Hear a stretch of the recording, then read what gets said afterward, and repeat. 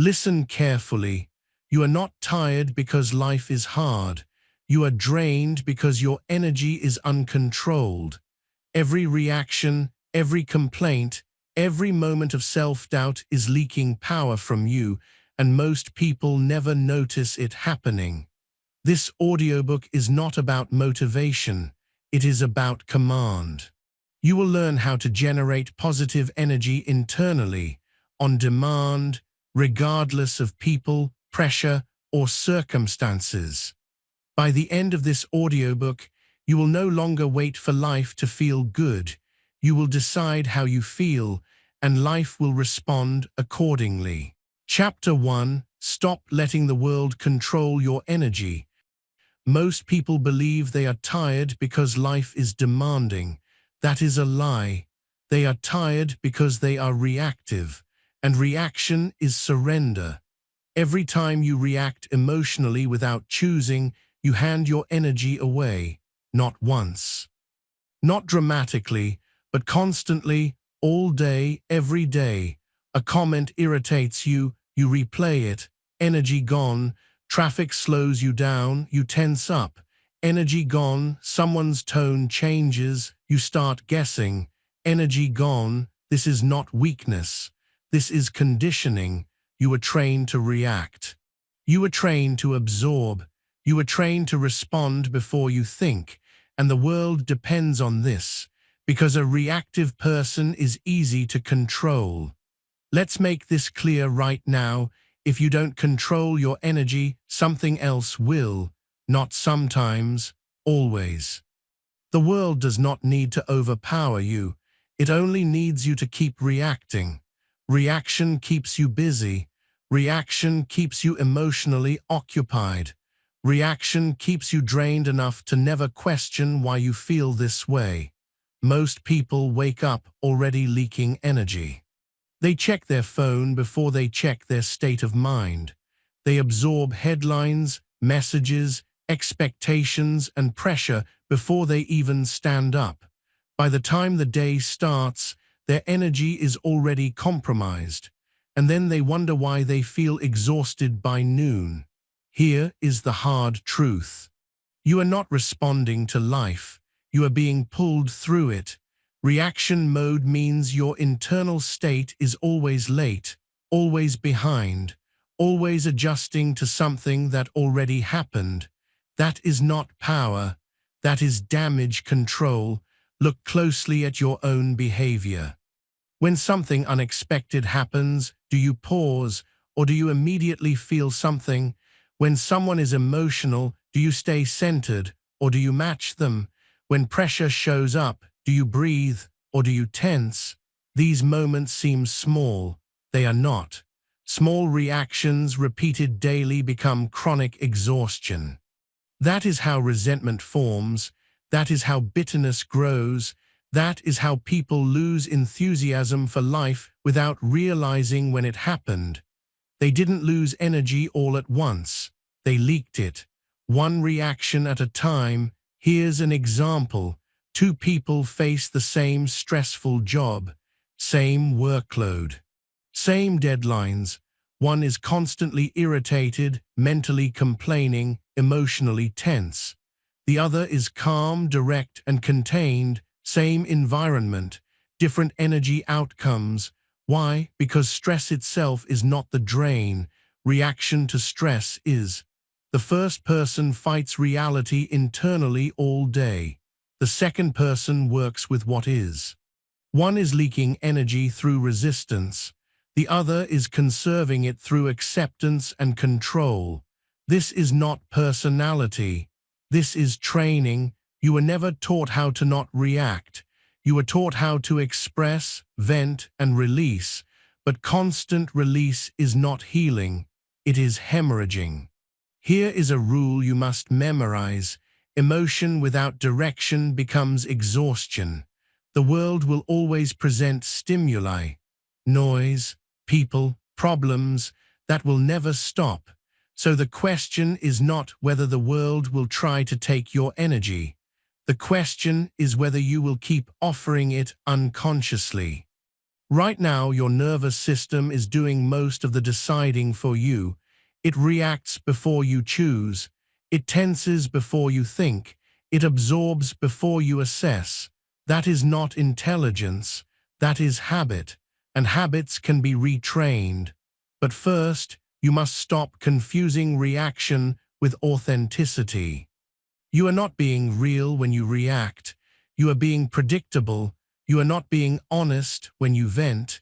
You are being unregulated. Control is not suppression. Control is choice. Let's introduce a new internal rule starting now. Nothing gets access to my energy without my permission. Not people. Not situations. Not thoughts. This does not mean you become cold or detached. It means you become selective. Energy is not infinite. Attention is not unlimited. And your nervous system is not designed for constant emotional engagement. Every reaction you prevent is energy you preserve. So what do you actually do? First, you slow the gap. Something happens, you pause, even for half a second. That pause is power. In that pause, you decide whether this moment deserves your energy. Most things don't. Second, you stop narrating everything emotionally. Stop telling yourself stories about what things mean. Most of your energy loss comes from interpretation, not events. A look, a delay, a tone. You turn neutral data into emotional weight. That habit ends here. Third, you stop reacting internally even when you respond externally. You can speak without absorbing. You can act without tensing. You can engage without surrendering your state. This is mastery. And yes, at first it will feel unnatural because chaos is familiar. Calm is not. But calm is not passive. Calm is contained power. Understand this. People who control their energy don't look rushed. They don't look reactive. They don't look emotionally available to everything. They look grounded. That grounded state is not luck. It is practiced restraint. And the moment you stop reacting automatically, something changes. Your body relaxes. Your thinking sharpens. Your presence strengthens. You stop feeling like life is happening to you because it no longer is. Let me repeat the core truth of this chapter because it must be drilled into you. Reaction equals surrender. Every time you react unconsciously, you give the world authority over your inner state. And every time you choose not to, you reclaim it. This audiobook is about generating positive energy, but positive energy cannot exist in a reactive system. You cannot build while leaking. You cannot elevate while surrendering. So this is the first discipline. You stop letting the world dictate how you feel. You stop allowing every external movement to create an internal response. You decide first. You respond second. That is the shift. You are not becoming indifferent. You are becoming sovereign. And sovereignty over your energy is the foundation of everything that follows. You have now seen the problem clearly. But awareness alone is not enough. Next, you need to understand something critical, something most people get wrong. Positive energy is not a mood. It is not luck. It is not something you wait for. It is a skill, and skills can be trained. You stopped surrendering your energy. Now it's time to learn how to generate it deliberately. Chapter 2, Positive Energy is a skill, not a mood. Most people believe positive energy is something you either have or you don't. They think it's personality. They think it's luck. They think it's dependent on sleep, money, timing, or other people behaving correctly. That belief is the reason they stay powerless, because anything you believe is a mood will always be accidental. And anything accidental cannot be controlled. Let's say this clearly and repeat it until it lands. Positive energy is not a mood. It is a skill, and skills are trained. Moods are accidents. If positive energy were a personality trait, only a few people would ever have it. If it was situational, it would disappear the moment life applied pressure. But you already know people who disprove that lie. You've seen individuals who stay grounded under stress, who stay calm during chaos, who remain clear when others collapse. They aren't special. They are trained. They've conditioned their internal responses the same way an athlete conditions muscle or a soldier conditions reflex. Meanwhile, most people are hoping their mood cooperates. Hope is not a strategy. Here's the reality no one wants to accept. Your energy state is the result of what you practice reacting with, not what happens to you, what you do internally when it happens. Two people get the same bad news. One spirals, one stabilizes, same event, different skill levels. One person has trained themselves to breathe, reframe, and regulate. The other has trained themselves to panic, complain, and catastrophize. Training always wins, but here's where people resist. They say, "That's just how I am." No, that's how you've been rehearsing. They say, "I can't help how I feel." False, you can't help what appears, but you can train what stays. Feelings arrive. Energy is maintained. Right now, your internal system defaults to whatever you've practiced the most. If you've practiced reaction, you get volatility. If you've practiced restraint, you get stability. If you've practiced awareness, you get control. Positive energy is not hype. It's not forced optimism. It's not pretending everything is fine. It is regulated presence, and regulation is learned. Let's break this down practically. Your energy is generated in 3 places: your breath, your attention, your interpretation. Most people neglect all 3. They breathe shallow under stress. They scatter attention everywhere. They interpret everything personally. Then they wonder why they feel drained. You don't rise to positive energy. You remove what disrupts it. That starts with training your baseline response. Here is the first discipline. You stop waiting to feel good before acting grounded. Waiting is passive. Training is active. You don't wait for motivation to move your body. You move your body to create motivation.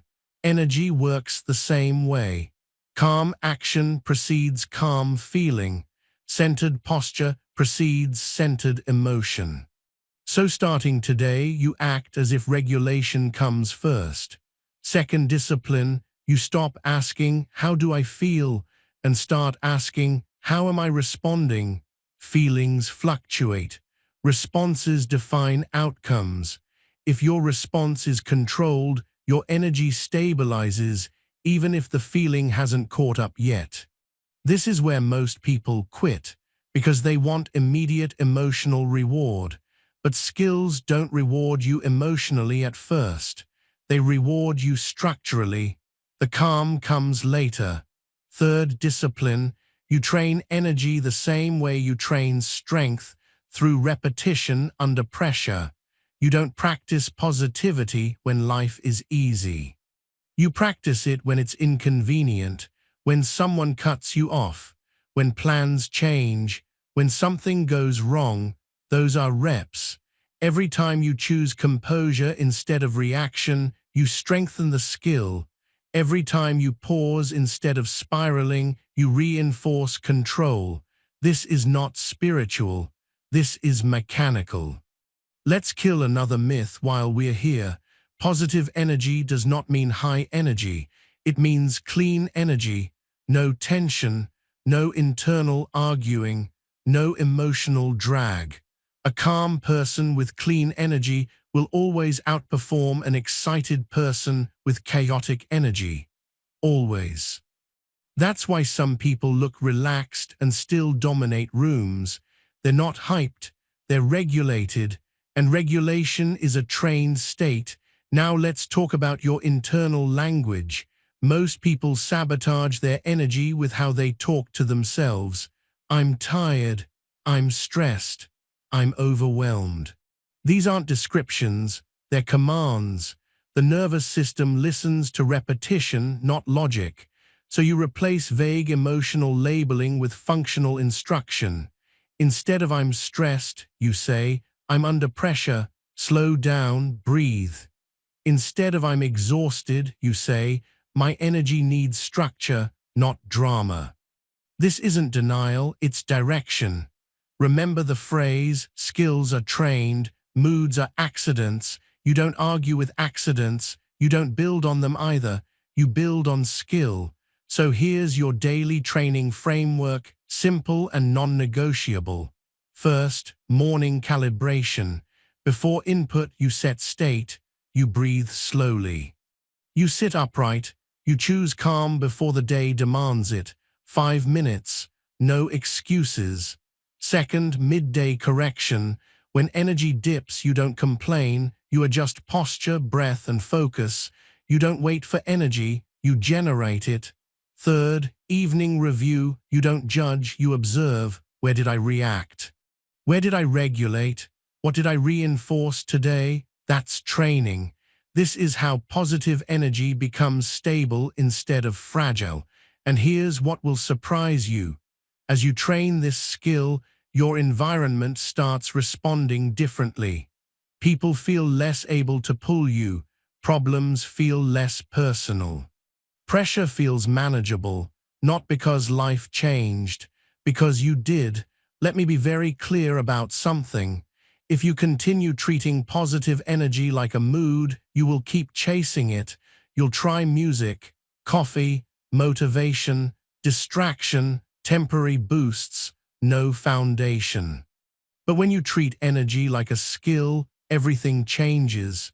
You stop chasing, you start generating, and generation is power. This chapter is not about feeling good.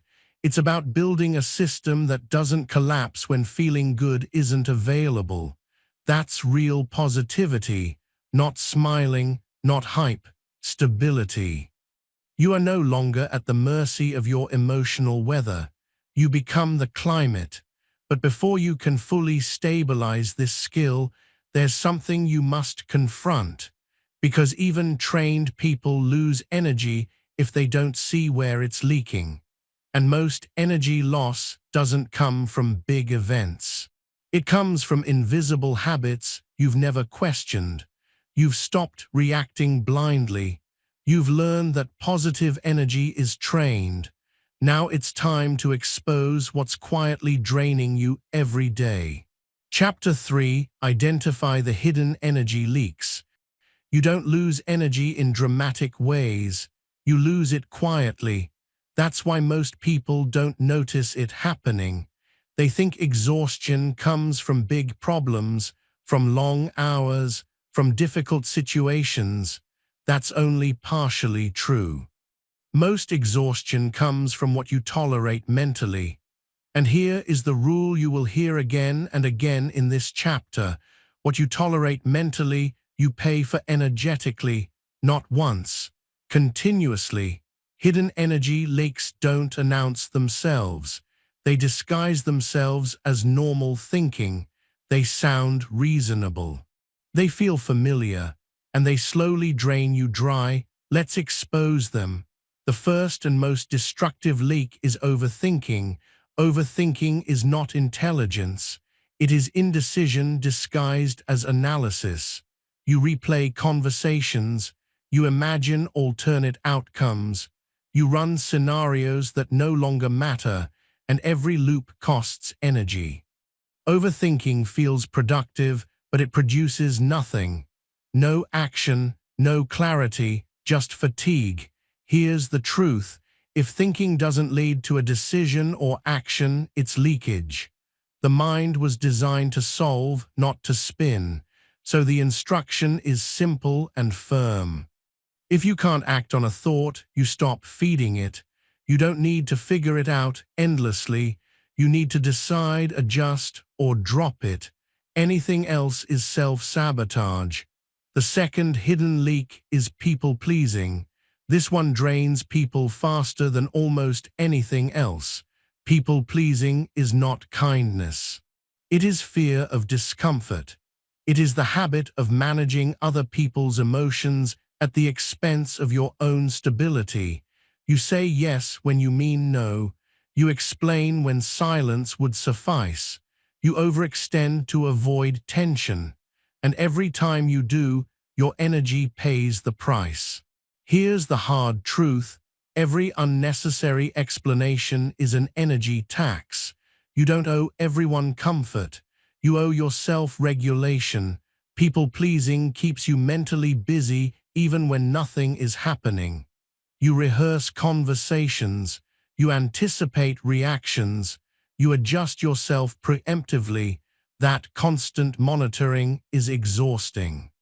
And here's the part most people miss. People-pleasing doesn't even work long-term. It builds quiet resentment. It trains others to expect access, and it leaves you depleted and invisible. So the discipline here is non-negotiable. Stop negotiating your energy for approval. You don't need to be rude. You need to be clear. Clear boundaries save more energy than motivation ever will. The third major leak is mental rehearsal of worst-case scenarios. This is the habit of suffering before anything happens. You imagine things going wrong. You prepare emotionally for losses that never occur. You live problems that are still hypothetical. This is not preparedness. This is premature exhaustion. Your nervous system does not know the difference between imagination and reality. So when you rehearse disaster, your body pays as if it's real. Heart rate increases, muscles tense, focus narrows. All without anything actually happening. You're burning fuel while standing still. Here's the correction. You prepare practically, not emotionally. Practical preparation is calm and efficient. Emotional rehearsal is chaotic and draining. If something hasn't happened yet, it doesn't deserve your emotional energy. Period. Another leak most people ignore is constant mental commentary. You narrate everything. This is annoying. That shouldn't have happened. I hate this. This is taking too long. That internal noise adds friction to neutral moments. Silence conserves energy. Commentary consumes it. You don't need an opinion about everything. Sometimes the most powerful response is internal quiet. So you practice this. Notice the urge to comment mentally. Pause. Let the moment pass without labeling it. That alone will give you back more energy than caffeine. Another silent drain is unresolved micro-tensions. Jaw clenched, shoulders raised, breath shallow. You carry these without noticing, and the body pays the bill. Energy drains when the body is constantly braced. So you scan several times a day, jaw, shoulders, hands, breath. You release, you soften. This is not relaxation. This is maintenance. Now let's talk about something uncomfortable. Some people are energy leaks, not because they're bad, but because interaction with them is always emotionally charged. They complain, they pull, they escalate. If you leave conversations feeling heavier, that's data. The instruction here is not abandonment, it's regulation. You shorten exposure. You lower emotional engagement. You stop trying to fix them. You remember this rule. You are not required to attend every emotional invitation. You can listen without absorbing. You can care without carrying. Another major leak is unfinished mental business. Tasks you keep postponing. Conversations you keep avoiding. Decisions you keep delaying. These float in the background, quietly draining focus. Mental clutter costs energy even when you're resting, so the rule is simple. Finish small things fast. Completion frees energy. Delay traps it. Now let's bring this all together. Energy doesn't disappear randomly. It goes where attention goes. If your attention is scattered, your energy is fragmented. If your attention is disciplined, your energy stabilizes. That's why this chapter matters. You cannot generate positive energy if you are constantly leaking it. Generation without conservation leads to burnout. So starting now, you live by this sentence. What I tolerate mentally, I pay for energetically. You tolerate overthinking, you pay with fatigue. You tolerate people-pleasing, you pay with resentment. You tolerate imagined disasters, you pay with anxiety. You tolerate constant internal noise, you pay with exhaustion. But when you stop tolerating these habits, something shifts. Your mind quiets, your body softens, your energy rises naturally, not because you forced positivity, because you removed the drains. This is maturity. This is self-respect. And this is how you protect the positive energy you are learning to generate. But protection alone is not enough. Eventually, you must learn how to hold your energy steady even when pressure increases. Because life doesn't get calmer, you get stronger. You've stopped reacting. You've learned energy is a skill. You've sealed the leaks. Now it's time to build the core strength that keeps your energy stable under pressure. Chapter 4, Emotional Discipline is the Source of Power. Most people misunderstand discipline. They think discipline is force, pressure, pushing harder when things feel difficult. That belief is why they burn out. Real discipline is not force.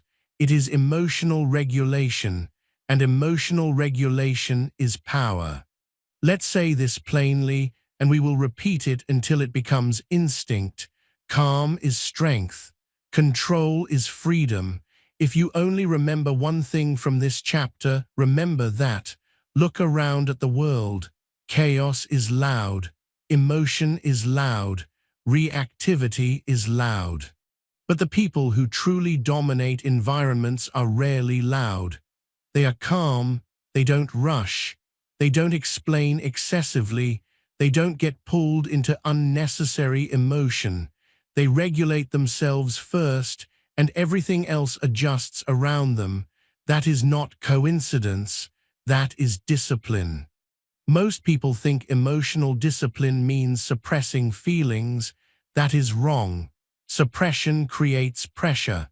Pressure explodes. Regulation creates flow. Flow sustains. Emotional discipline means you feel what arises, but you don't let it drive. You acknowledge emotion without obeying it. That skill alone separates leaders from reactors. Let's talk about why this matters. Every emotionally unregulated moment costs you authority, not just with others, with yourself. If you lose control of your state every time something goes wrong, your nervous system learns one thing: I am not safe unless conditions are perfect. And conditions are never perfect. So you stay tense, alert, exhausted. Emotionally disciplined people send a different message internally: I can handle this. That message changes everything. Let me give you a simple comparison. Picture two people in the same stressful situation. One raises their voice, speaks quickly, moves erratically. The other speaks slowly, moves deliberately, stays grounded. Who do you trust? Who do you listen to? Who feels in control? Calm always commands more authority than emotion. Always. This is why emotional discipline is not passive. It is dominant. It sets the tone. And here's the uncomfortable truth. Most people avoid emotional discipline because chaos feels familiar. Drama feels alive. Intensity feels like engagement. Calm feels empty to an untrained mind. So they self-stimulate emotionally without realizing it. They argue internally. They replay slights. They escalate situations that didn't require escalation. That is not strength. That is addiction to stimulation. Emotional discipline breaks that addiction. Here is the core practice. You do not act while emotionally elevated, not when angry, not when anxious, not when excited. Emotion clouds judgment, always, so you pause, you breathe. You let the emotional wave pass before you decide. This pause is not weakness, it is command. Emotion rises quickly, it also falls quickly if you don't feed it. Most people feed it, they justify it, they narrate it, they act from it. That's why it controls them. So starting now, you adopt this internal law. Emotion informs me, it does not lead me. That single rule will change how you show up everywhere. Now let's talk about real-world dominance. Have you ever noticed how certain people calm a room just by entering it? They don't announce themselves. They don't perform, they're steady. That steadiness communicates safety, certainty, and authority. People mirror emotional signals subconsciously. So when you regulate yourself, others regulate around you. That's influence, not manipulation, not force, presence. But presence requires discipline, and discipline is built in moments no one sees. When you don't react to disrespect immediately, when you don't vent frustration impulsively, when you don't dump emotion to feel relief. Relief is temporary, control is permanent. Let's get practical. Here are the non-negotiable behaviors of emotional discipline.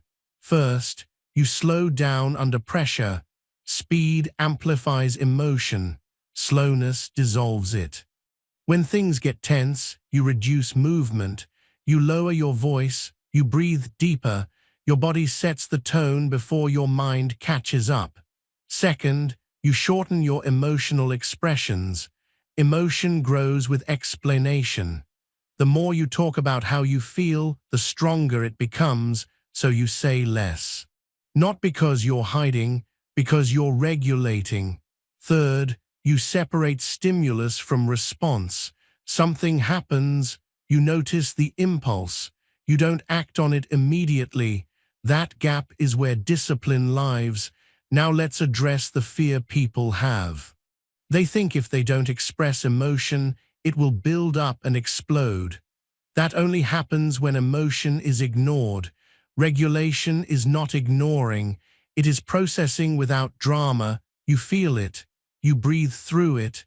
You let it pass. Emotion wants attention, not obedience. Give it awareness, not control.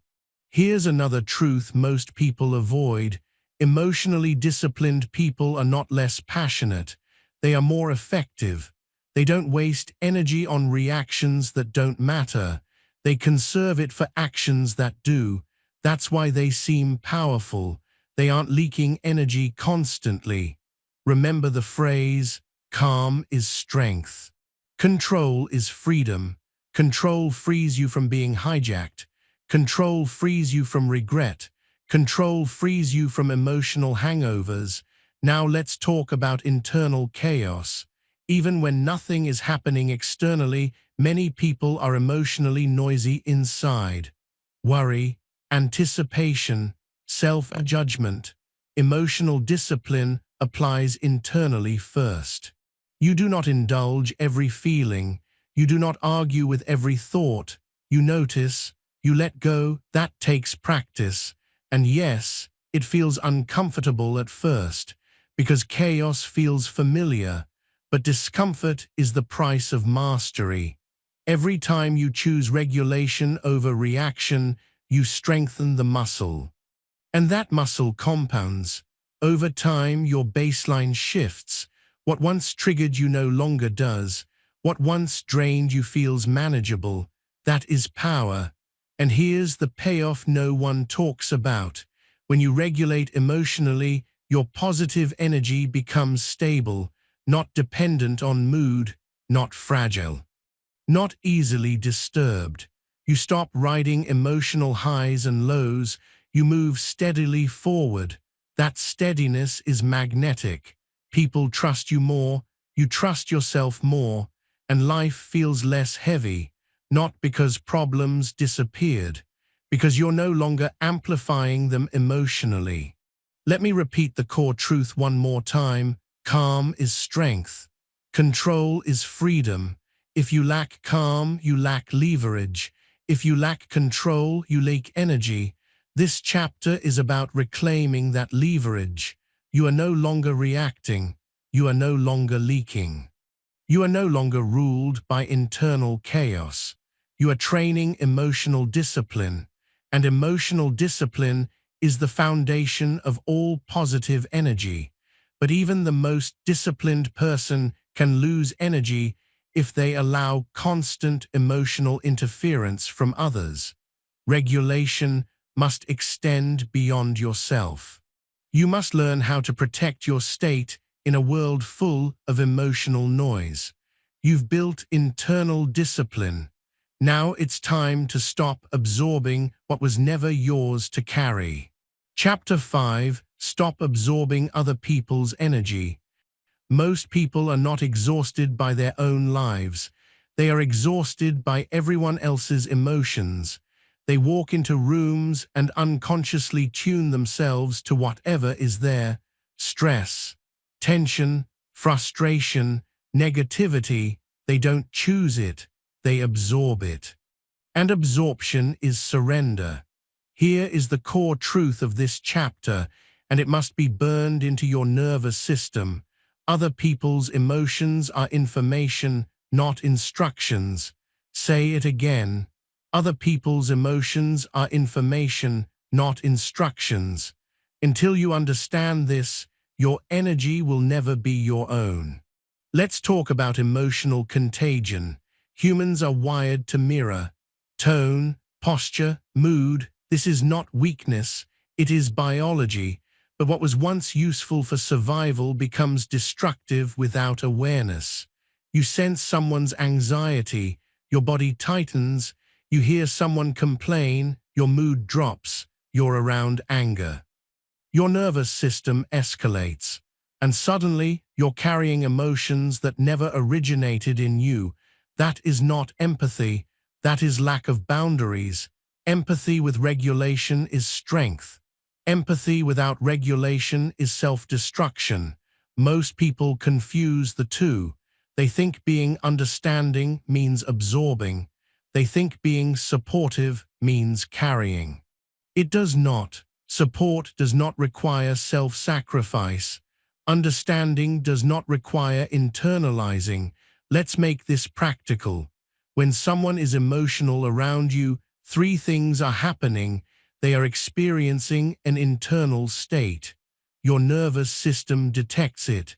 You choose what to do with that information. Most people skip the choice. They jump straight to absorption. They feel tense without knowing why, drained after conversations, irritable after being around certain people. This is not coincidence. It is unfiltered emotional intake. So here is the first boundary rule. You notice emotion without matching it. Someone is stressed. You stay calm. Someone is angry. You stay grounded. Someone is anxious. You stay slow. Matching emotion does not help them. It only destabilizes you. Regulation is the gift. The calmest person in the room always has the most influence. Always. Let's talk about why people absorb emotions in the first place. One reason is habit. Another is fear. Fear of conflict. Fear of being seen as cold. Fear of not being liked. So they mirror.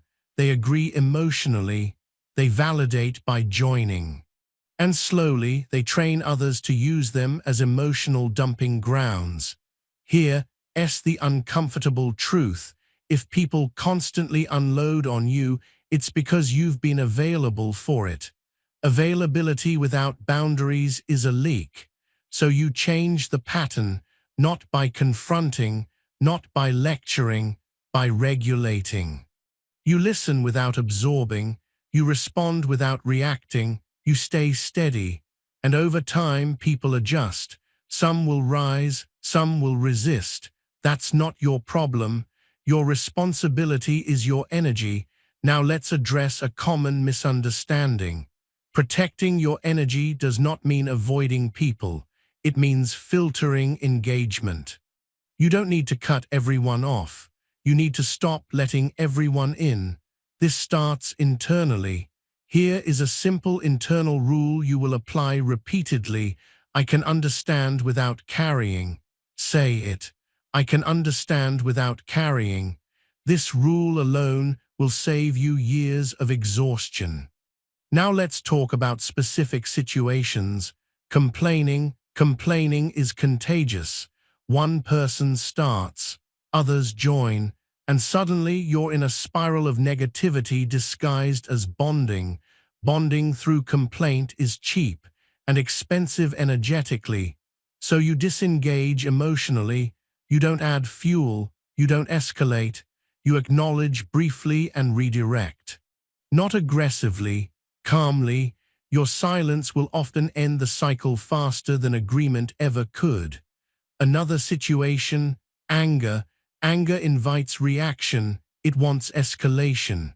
So when someone is angry around you, you slow down, lower your voice, relax your body, shorten your sentences. You don't meet anger at its level. Because anger feeds on mirroring, calm starves it. Another situation, anxiety. Anxious people pull reassurance constantly. They ask, they repeat, they seek certainty. You do not provide emotional reassurance endlessly. That trains dependency. You provide calm presence and clear limits. Again, other people's emotions are information, not instructions. You are not required to fix, soothe, or solve every emotional state you encounter. That belief is the root of chronic depletion. Now let's talk about internal absorption. Even when people are not physically present, many of you carry their energy. You replay conversations. You imagine their reactions. You feel guilt, pressure, or obligation. That is still absorption. So you apply the same boundary internally. You remind yourself, their feelings exist. I do not need to host them. Hosting emotions that aren't yours is like letting strangers live in your house rent-free. It will drain you. Now let's talk about the body. Your body is the first place absorption happens. You tense, your breathing changes, your posture collapses, so the fastest boundary is physical. When you sense emotional noise around you, you do three things. You slow your breath. You drop your shoulders. You feel your feet. This grounds you. Grounded bodies don't absorb easily. Now let's address guilt. Many people feel guilty when they stop absorbing. They think they're being selfish. That's conditioning. You were trained to believe your worth comes from emotional availability. That training ends here. You are not responsible for managing the emotional states of others. You are responsible for managing your own. And here's the paradox. When you stop absorbing, you actually become more helpful, because regulated people provide clarity. Absorbing people provide chaos. Let me repeat something important. You cannot elevate others while drowning with them. You elevate by staying above the emotional flood. This chapter is not about emotional distance. It's about emotional sovereignty. You decide what enters your system. You decide what stays. You decide what leaves. That decision alone will radically increase your positive energy. Because most of what was draining you was never yours. You were just carrying it out of habit. So starting today, you practice these rules relentlessly. Notice emotion. Do not mirror automatically. Listen. Do not absorb. Care. Do not carry. And above all, remember the mantra. Other people's emotions are information, not instructions. Say it until it becomes instinct. As you apply this, something will change quickly. You'll leave conversations feeling neutral instead of heavy. You'll feel less tense in crowds.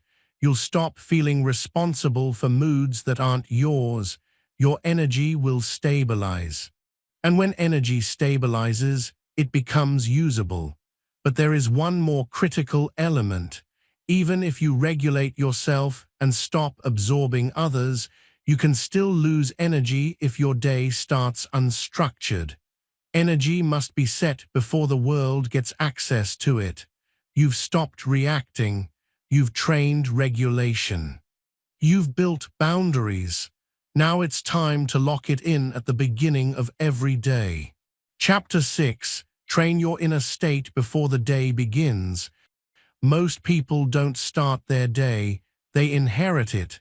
They wake up and immediately submit their nervous system to whatever is loudest.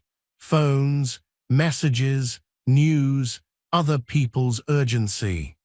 And by the time they're fully awake, their energy is already compromised. Here is the rule of this chapter, and it is non-negotiable: win the morning or manage the damage. There is no third option. Your inner state in the first moments of the day sets the ceiling for your energy for the next 12 to 16 hours.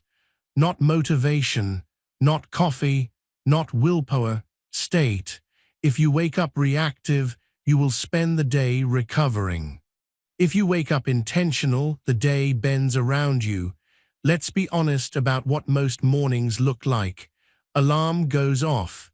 Immediate resistance. Immediate mental noise. Thoughts rush in. Tasks, problems, pressure. Then the phone. Before your feet hit the floor, your mind is already in comparison, urgency, or defense. That is not a morning. That is an ambush. And you wonder why your energy feels unstable all day. The problem is not the day. The problem is you entered it unarmed. Morning mental conditioning is not optional. It is energy insurance. You don't skip brushing your teeth and hope for the best. You don't skip locking your door and rely on luck. Yet people skip conditioning their inner state and expect stability. That ends here. Let's make something clear. You cannot control what the day brings, but you can control who you bring to the day, and who you bring is decided in the first minutes after waking. Emotionally disciplined people do not wake up and check how they feel. They decide how they will operate. They do not wait for clarity, they generate it. So let's dismantle the myth that mornings should feel good. Mornings are not for feeling, they are for setting posture, setting breath, setting attention. Feeling follows later. Here is the first mistake most people make. They check external input before establishing internal order. That is backwards. External input before internal order guarantees reactivity. So the first rule of winning the morning is simple: no input before state. No phone, no news, no messages. 5 to 10 minutes of internal control before the world gets access to you. That alone will change your energy dramatically. Now let's talk about what you actually do in that time. Not affirmations, not hype. Conditioning. First, you regulate the body. Energy is physical before it is mental. So you sit upright, you slow your breathing, you relax your jaw and shoulders, deep, slow breaths, in through the nose, out longer than in. This tells your nervous system one thing: I am safe, I am in control. You do not skip this. Second, you narrow attention. Most people wake up mentally scattered. They think about everything at once. That fragments energy, so you choose one focal point: breath, posture, a single intention. You don't multitask mentally in the morning, you consolidate. Third, You set a behavioral intention, not an emotional one. You don't say, "I want to feel good today." That's vague and useless. You say things like, "Today I will respond slowly. Today I will not rush my speech. Today I will not explain unnecessarily." These are controllable behaviors, and behaviors shape energy. Now let's contrast this with a reactive morning. Reactive morning, wake up late, check phone, immediate urgency, mental noise, emotional tension. By 9 a.m. you're already behind. Intentional morning, wake up. No phone, regulate body, narrow focus, set behavior. By 9 a.m. you're centered, same life. Different energy trajectory. This is why successful, grounded people are boring about mornings.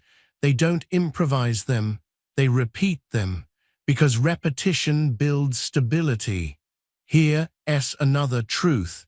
If you don't define the tone of your morning, the world will define it for you. And the world's tone is almost always chaotic. So you become disciplined, not extreme, not complicated, consistent. Now let's talk about resistance. Many of you will say, "I don't have time." That's not true. You don't have priority. 5 minutes. That's all it takes to set a baseline. You waste more energy reacting later than this practice will ever cost you. So you stop negotiating with yourself. Morning conditioning becomes automatic.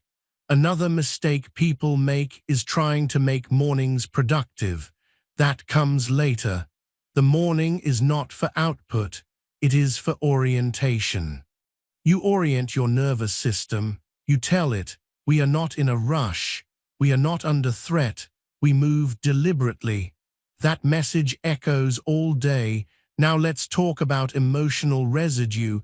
Many people wake up carrying yesterday into today. Unfinished conversations, lingering frustration, mental clutter.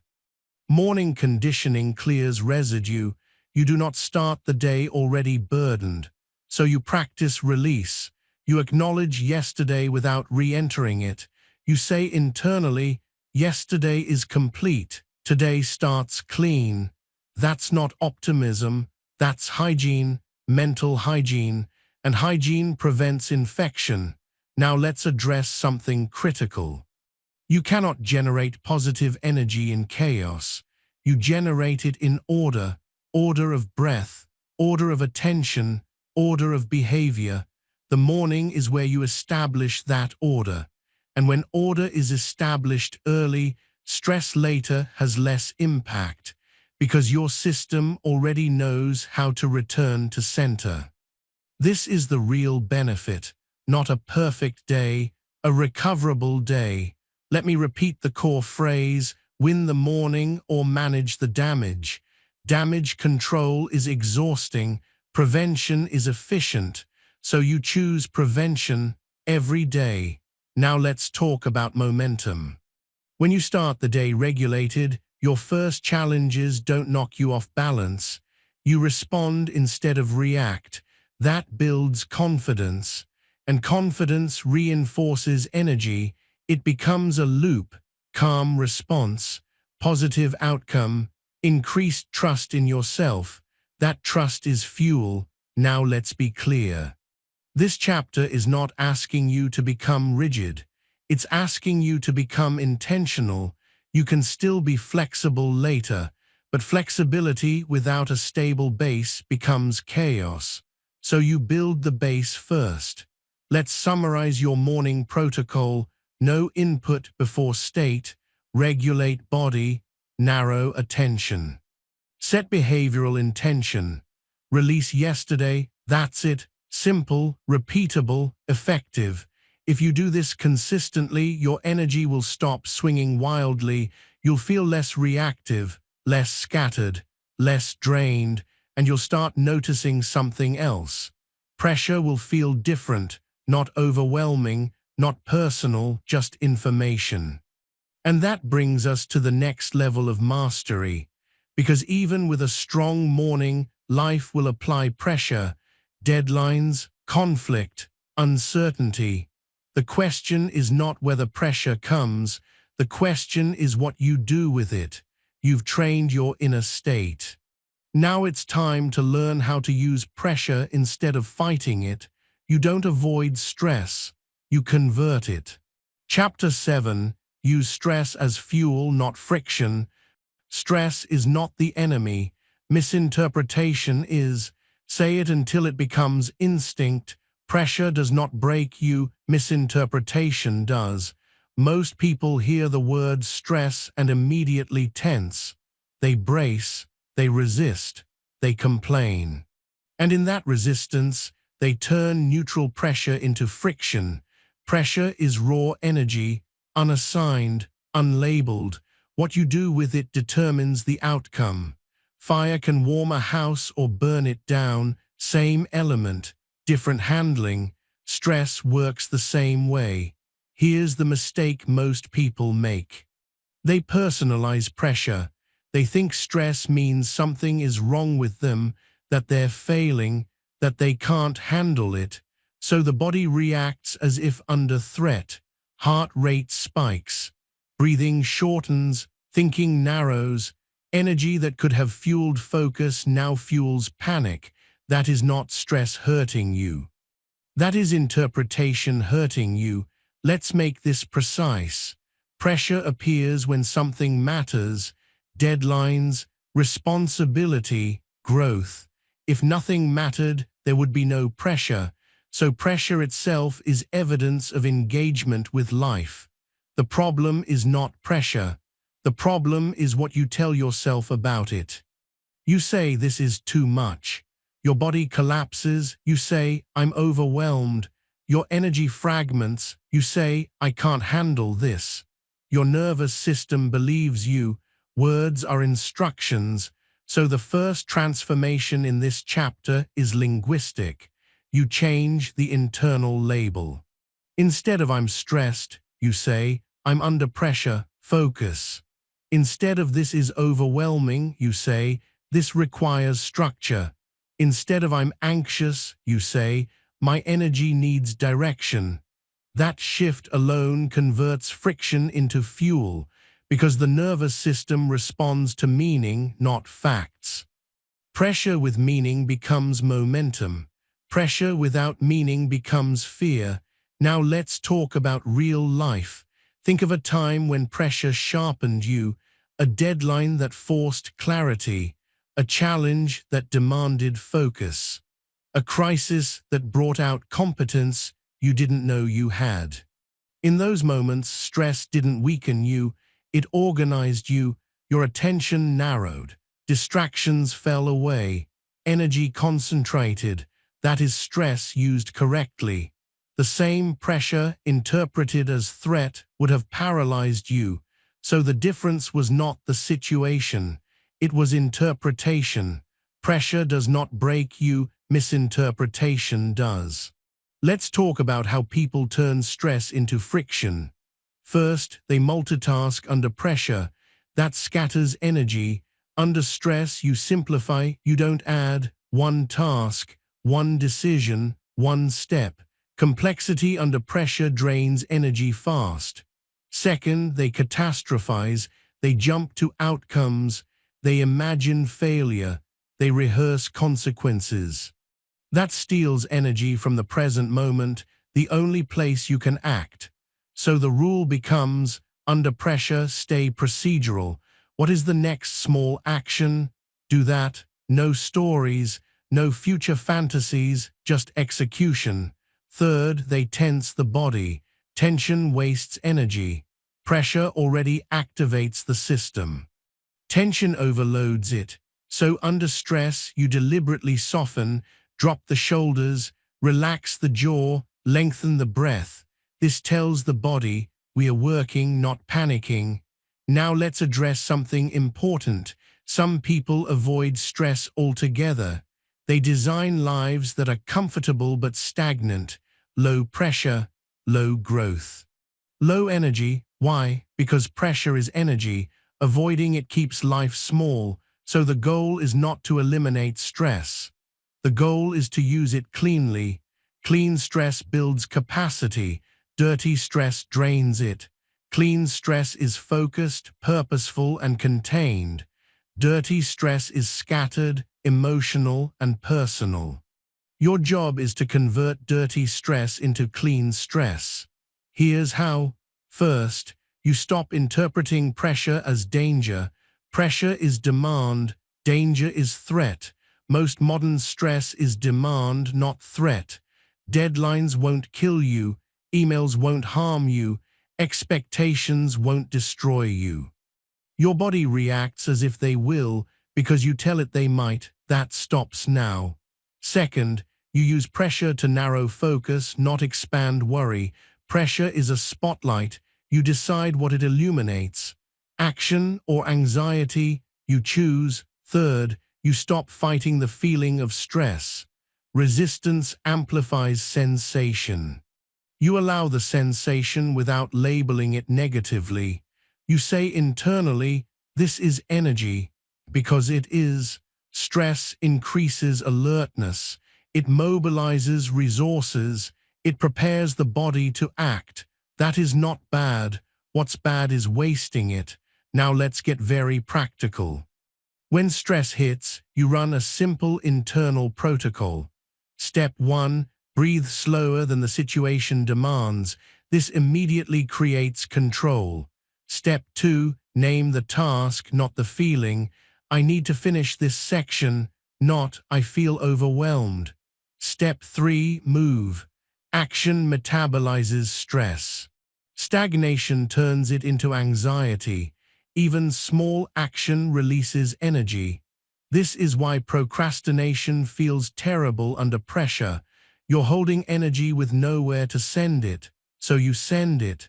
Now let's talk about pressure in social situations. Conflict, confrontation, difficult conversations. Same rule applies. Pressure does not mean you are losing control. It means something needs to be addressed. So you slow down, you listen, you respond deliberately. You don't rush to end discomfort. You manage it. And when you manage pressure calmly, you gain authority. People trust those who don't collapse under stress. That trust feeds your positive energy, because confidence grows from evidence. Evidence that you can handle intensity without losing yourself. Now let's deal with performance pressure. Many people crumble when it's time to deliver. Why? They attach identity to outcome. They think success or failure defines them. So pressure becomes existential. That's a misinterpretation. Performance is an event. Identity is not on trial. So you detach outcome from worth. You focus on process. Pressure sharpens process when identity is stable. That's the difference between choking and performing. Now let's anchor the core truth again. Pressure does not break you, misinterpretation does. You've been trained to fear stress, but stress is not a sign you're weak. It's a sign you're engaged in something that matters. The key is regulation. When regulated, pressure becomes propulsion. When unregulated, pressure becomes panic. So you regulate: breath, body, focus, action. Repeat, and here's what happens over time. Your relationship with stress changes. You stop dreading it. You stop avoiding it. You start trusting yourself in it. That trust is powerful. It creates a stable, confident energy that others feel. You become someone who can handle intensity without drama. That is attractive. That is effective. That is leadership.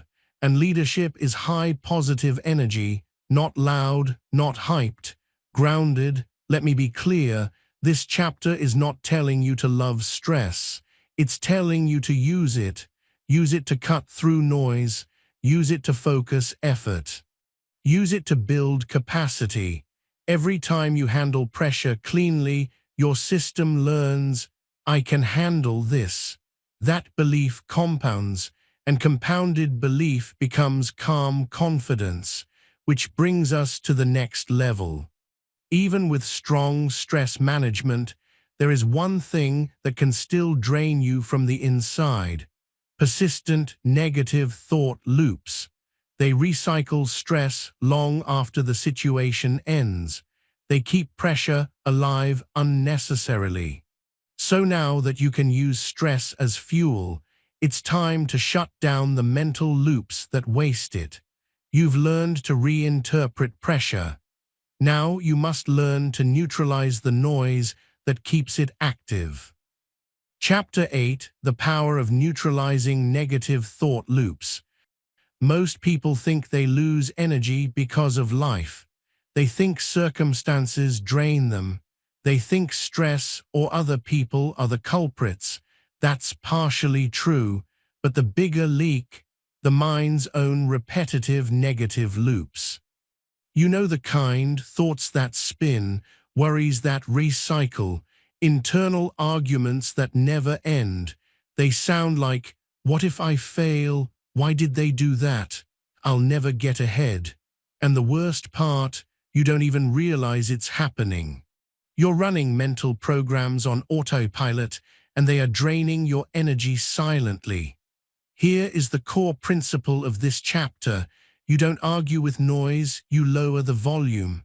Say it again, out loud, memorize it. You don't argue with noise, you lower the volume. Most people try to fight these thoughts.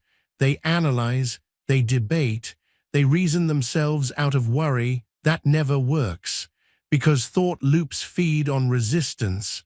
Think about it.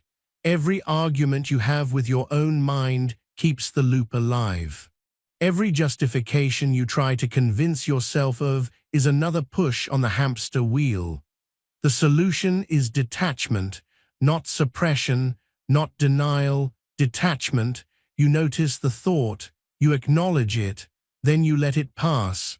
Observation dissolves emotional charge. Let's make this concrete.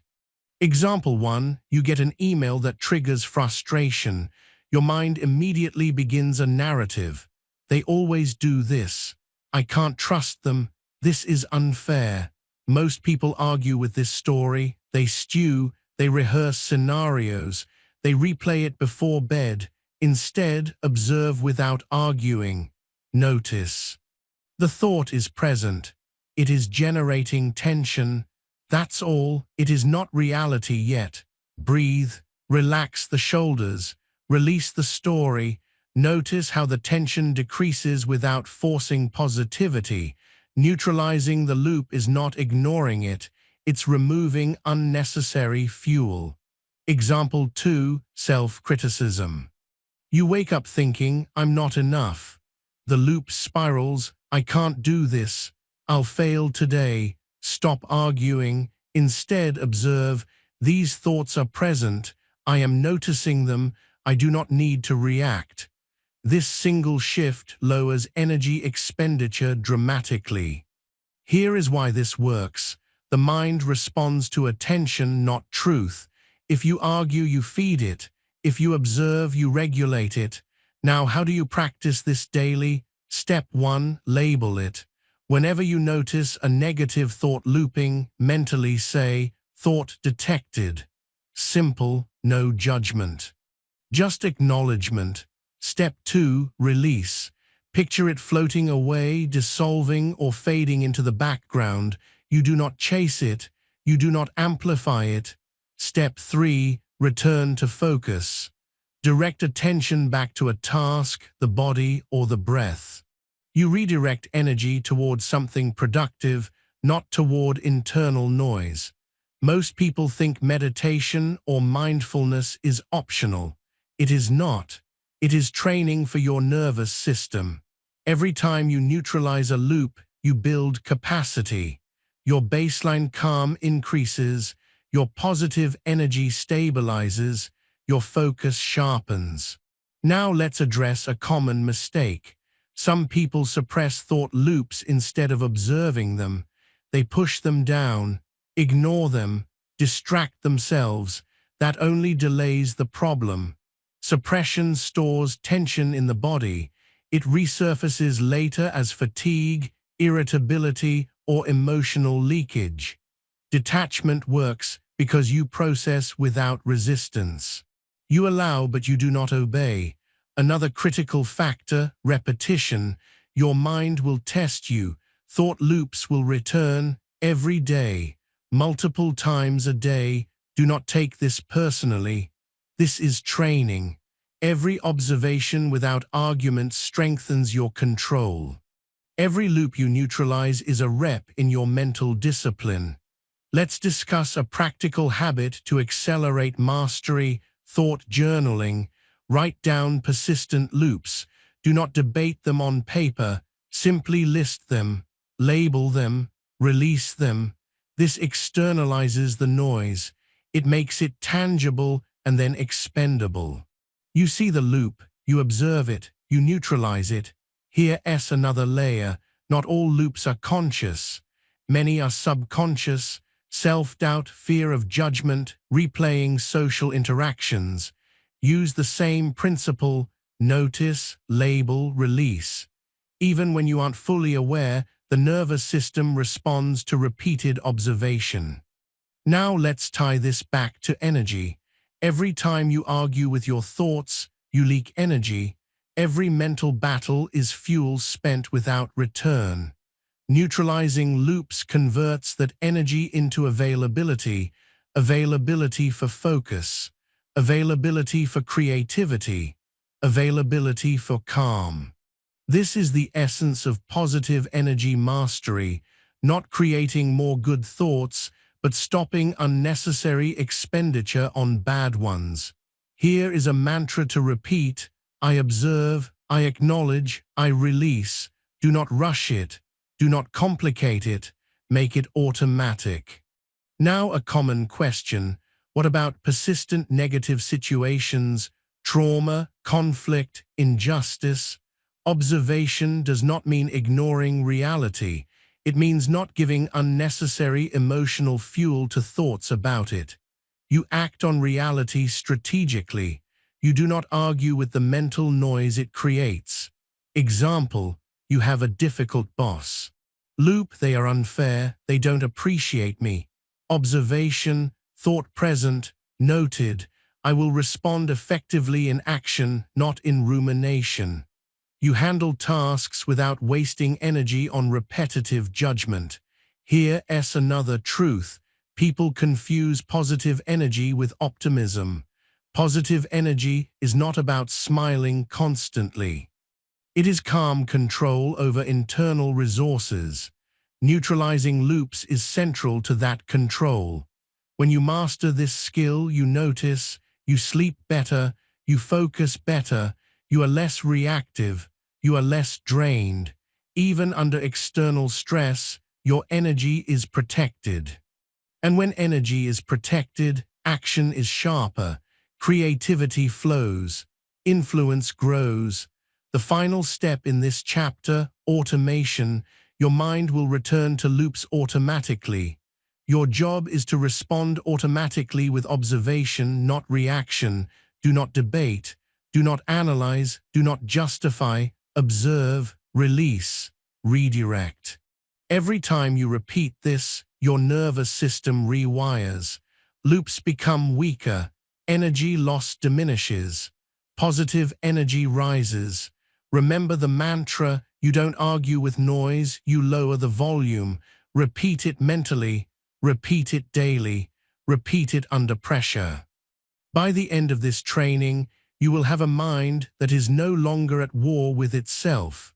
Calmness becomes default, positive energy becomes stable, focus becomes sharp, and that leads naturally to the next level of mastery. Even with neutralized thought loops, there is one more unseen factor that can drain energy: self-inflicted mental chatter about the past or future. You've learned to stop fighting noise. Now you must control temporal energy leaks. Chapter 9: Build a stable inner energy base. Most people chase energy like it's a spark. They wait for highs, moments of excitement, moments of motivation. Then they complain when life doesn't provide them. They rely on coffee, social validation, or emotional spikes to feel alive. They think energy is found when it is actually built. Here is the core truth of this chapter, and it is non-negotiable. Consistency beats intensity every time. Say it aloud, repeat it, memorize it. Consistency beats intensity every time. Highs are temporary, they are fleeting, they are unreliable. Stability is permanent, it compounds, it supports every decision, every action, every day. Let's clarify what stability looks like. A person with a stable energy base is calm, focused, grounded. They don't spike emotionally when someone irritates them. They don't crash when life challenges them. They carry presence. Others feel it immediately. They do not seek approval because their foundation is internal. Most people confuse excitement with power. They mistake drama for energy. They ride highs and crash deeply into lows. They confuse bursts with mastery. Real mastery requires steady fuel, not fireworks. Now, how do you build this stable base? Step 1. Stop chasing highs. Recognize that short-lived peaks are not energy, they are distractions. Motivation surges fade. External validation fades. Reliance on novelty fades. When the high disappears, the reactive mind returns. Stress spikes. Frustration rises. Energy leaks. Step 2. Anchor daily routines in stability. Morning conditioning, which we covered, is the foundation. Breath, posture, behavioral intention, focus. Do this every day, not sometimes, every day. Small, repeated practices create predictable internal states. Predictable states create stability. Stability creates calm authority. Step 3. Consistent regulation under pressure. You've learned to handle stress. You've neutralized thought loops. Now you combine these skills consistently.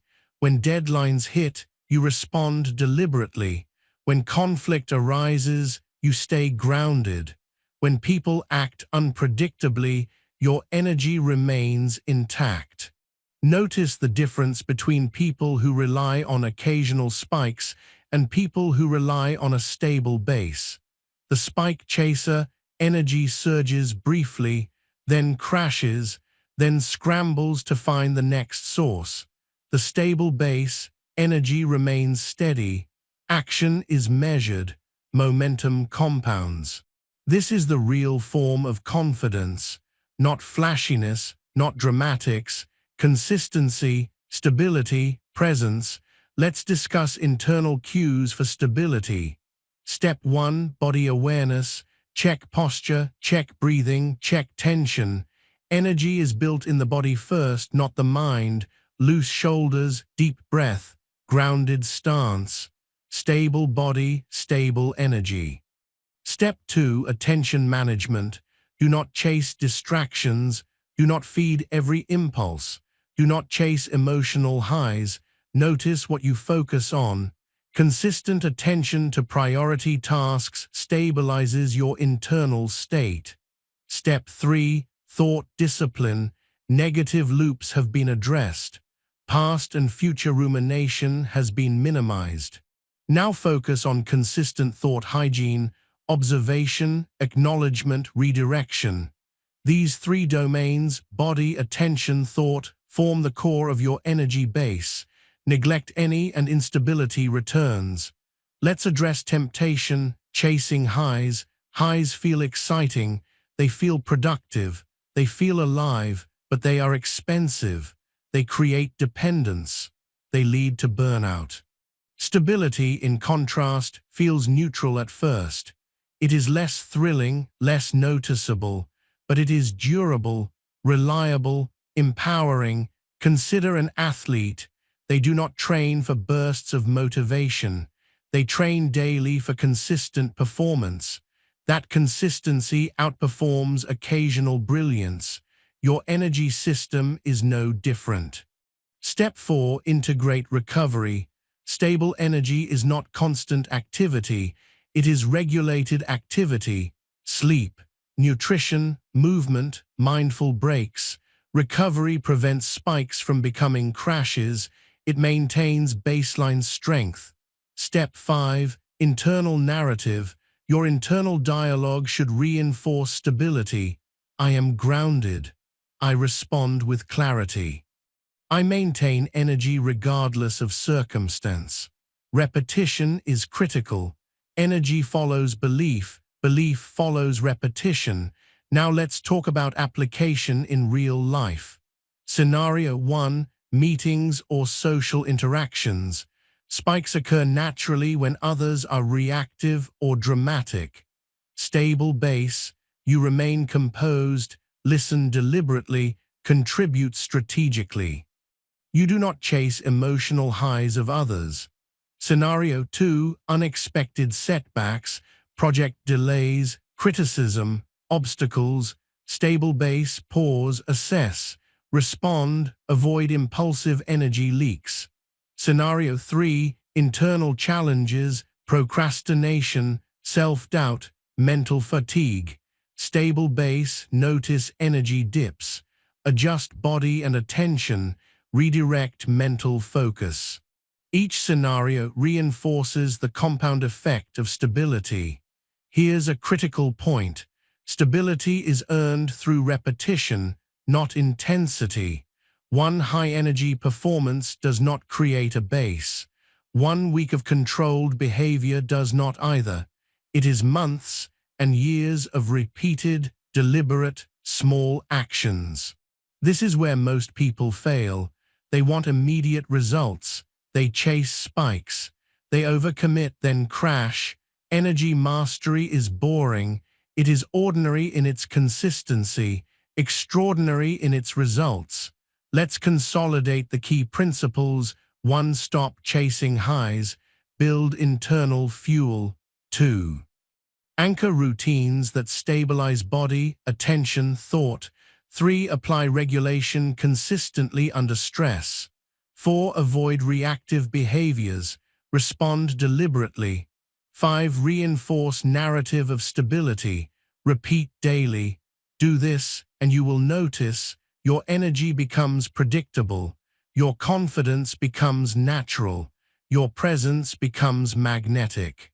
And that sets the stage for the final step in this audiobook. Expanding positive energy into action that transforms your life. Stability is the base.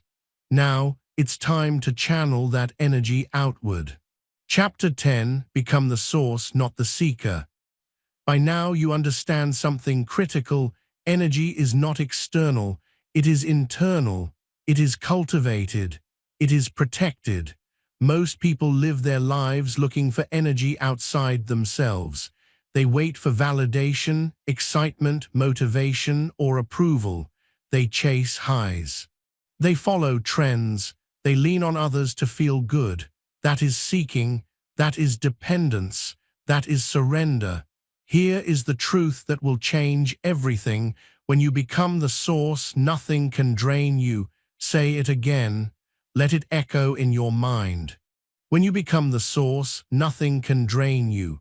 External circumstances, chaotic people, stressful environments, they cannot touch you. They can trigger, they can challenge, but they cannot extract your energy. Why? Because you are no longer reactive. You are originating the energy. You set the tone. You define the state. You radiate it outward. This is a shift in identity, from seeker to source, from dependent to sovereign, from reactive to generative. Let's break this down with a simple observation. Seekers, they ask for attention. They ask for reassurance.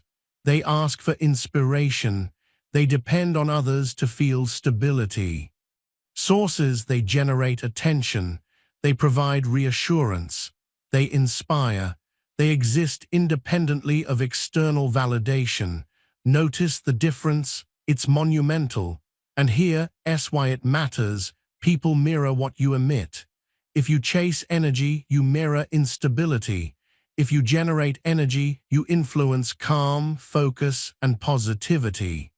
Let's illustrate with a real-world scenario. You enter a team meeting. A seeker notices everyone else's mood first. They adjust, mirror, and absorb tension. By the end of the meeting, they are drained. A source enters. They notice without absorbing. They remain grounded. They contribute clarity, calm, and direction. Others feel lighter. Others perform better. Energy flows toward the source, not away. This is why sources are rare. Most people do not understand that energy is their responsibility first. Now let's talk about habits that create a source identity. Step 1.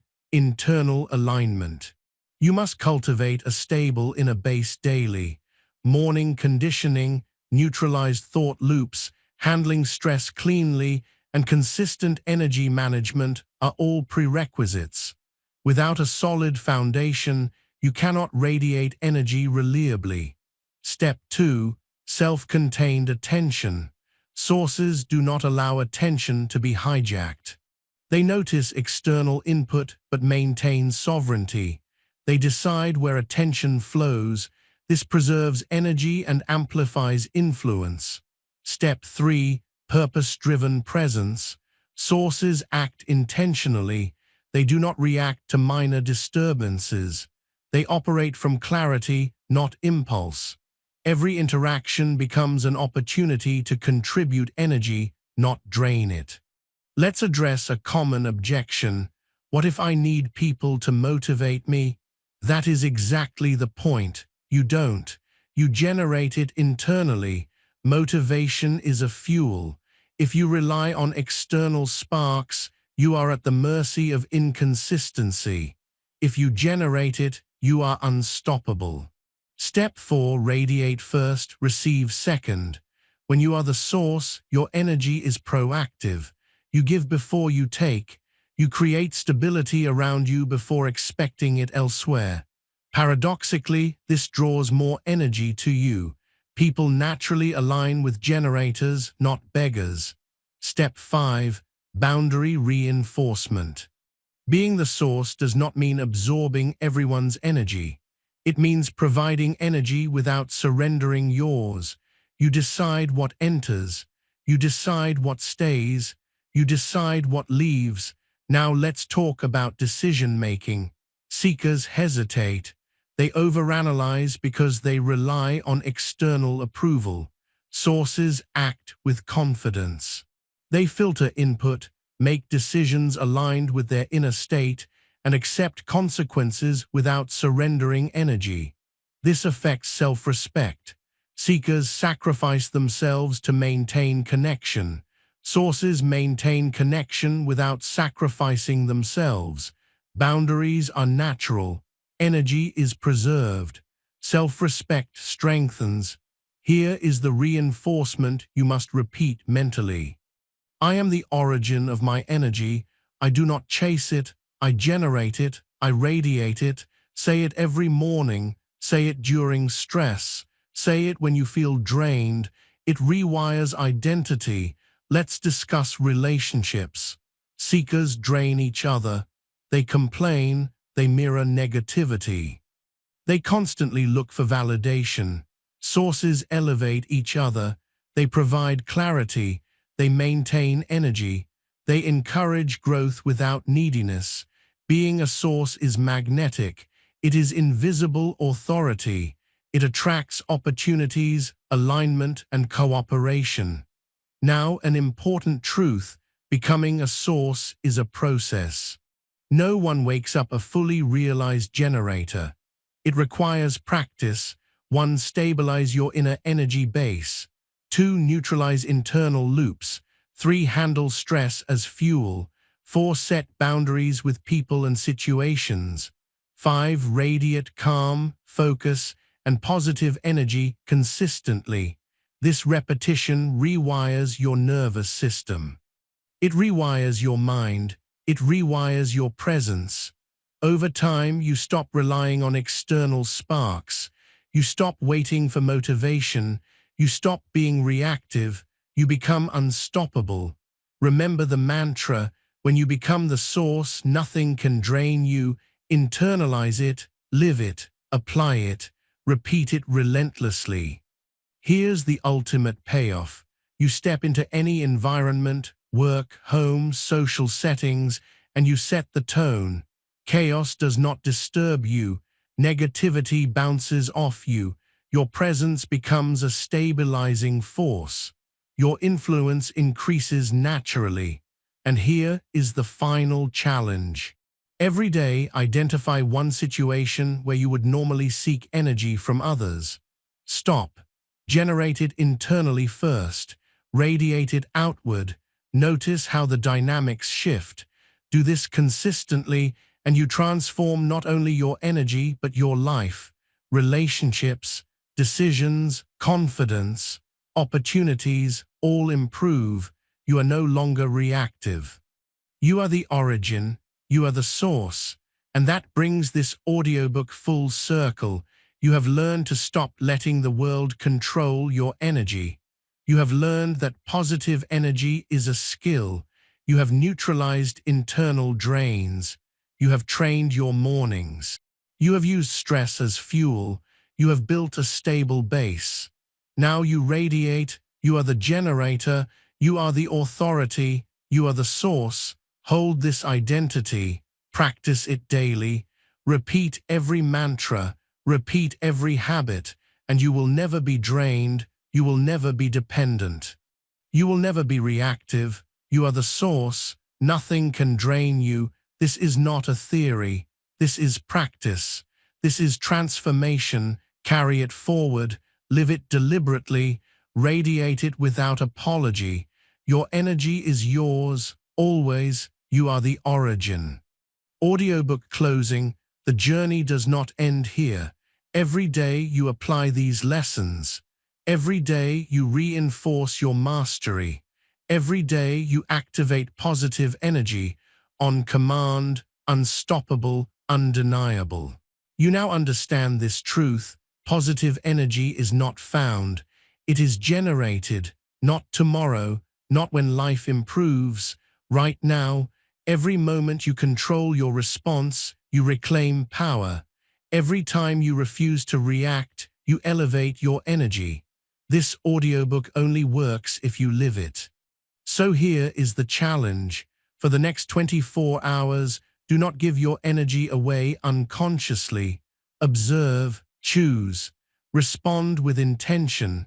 If you can control your energy, you can control your life. Start now.